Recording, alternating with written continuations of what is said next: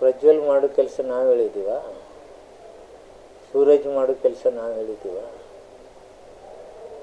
ಅದು ಮಾಡಿಲ್ಲತ್ತ ಅವರಾದರೂ ಹೇಳಿ, ಇಲ್ಲ ಕೋರ್ಟಿಗೆ ಪೊಲೀಸ್ ಸ್ಟೇಷನ್ಗೆ ಬಂದು ಬೇಕಾದ್ರೆ ಹೇಳಿ. ಅವ್ರು ಕೇಂದ್ರ ಸಚಿವರು ಅದಾರೆ. ಕಾನೂನು ಎಲ್ಲರಿಗೂ ಅಷ್ಟೇ, ದೇವೇಗೌಡರ ಮಕ್ಕಳಿಗಷ್ಟೇ, ನಮ್ಮ ಮಕ್ಕಳಿಗೂ ಅಷ್ಟೇ, ಯಡಿಯೂರಪ್ಪನ ಮಕ್ಕಳಿಗಷ್ಟೇ, ಸಿದ್ದರಾಮಯ್ಯ ಸಾಹೇಬ್ರ ಮಕ್ಕಳಿಗೂ ಅಷ್ಟೇ.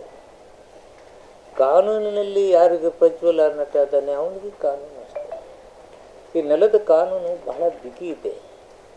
ಪೊಲೀಸರು ಮಾಡ್ತಕ್ಕಂಥದ್ದು ಅಥವಾ ಅವರೇನು ಈ ಕಾನೂನು ಏನು ಹೇಳ್ತಿದೆ ಅದನ್ನು ಮಾಡ್ತಾ ಇದ್ದಾರೆ.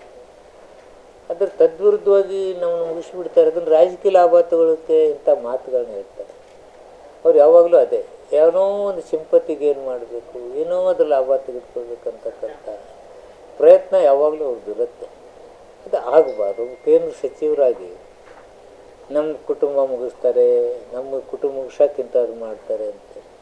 ಹಾಗಿದ್ದರೆ ಅವರು ಸುಳ್ಳು ಅಂತೇಳಿ ಸಾಬೀತಾಗಲಿ.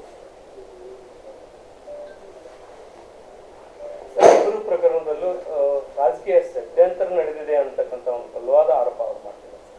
ಇಲ್ಲ ರೀ, ರಾಜಕೀಯ ಷಡ್ಯಂತ್ರ ಐತೆ ಅಂತ ಹೇಳಿ ಎದ್ರಾಗ ರಾಜಕೀಯ ಷಡ್ಯಂತ್ರ ಐತಿ ಅಂತ ಇಂಥದ್ದೆಲ್ಲ ಮಾಡಿದವ್ರನ್ನ ಬಿಟ್ಟರೆ ಒಳ್ಳೆಯವರು, ಸರ್ಕಾರ ಒಳ್ಳೆಯದು. ಇಂಥದ್ದು ಮಾಡೋದು ತಪ್ಪು ಸರಿ ಅನ್ನೋದು ಹೇಳಿ ಬೇಕಾದ್ರೆ. ಇಲ್ಲ ಪ್ರಜ್ವಲ್ ಮಾಡೋದು ಭಾಳ ಕರೆಕ್ಟಾಗಿದೆ ಅಂತ ಬೇಕಾದ್ರೆ ಹೇಳಿ, ಸೂರಜ್ ಮಾಡೋದು ಭಾಳ ಕರೆಕ್ಟಾಗಿದೆ ಅಂತ ಹೇಳಿ, ಅವರೇ ಹೇಳಿಬಿಡಲಿ. ಪ್ರಜ್ವಲ್ ಮಾಡಿದ್ದು ಭಾರಿ ಕರೆಕ್ಟಾಗಿದ್ರೆ, ಭಾರಿ ಒಳ್ಳೆ ಕೆಲಸ ಮಾಡಿದ್ದಾನೆ, ನಮ್ಮ ಸೂರಜ್ನು ಭಾರಿ ಒಳ್ಳೆ ಕೆಲಸ ಮಾಡಿದ್ದಾನೆ, ಇಂಥ ಅದ್ಭುತವಾದ ಕೆಲಸ ಮಾಡಿದಾವೆ ನಮ್ಮ ಮಕ್ಕಳು, ಅದಕ್ಕೆ ಇವ್ರು ರಾಜಕಾರಣ ಮಾಡ್ತಾರಂತ ಬೇಕಾದ್ರೆ ಹೇಳಿ.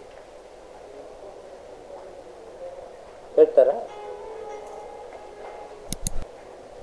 ಹೇಳಿ, ಅದೇನಿದೆ ಅನ್ನೋದು ಹೇಳಲ್ಲ ಅವರು.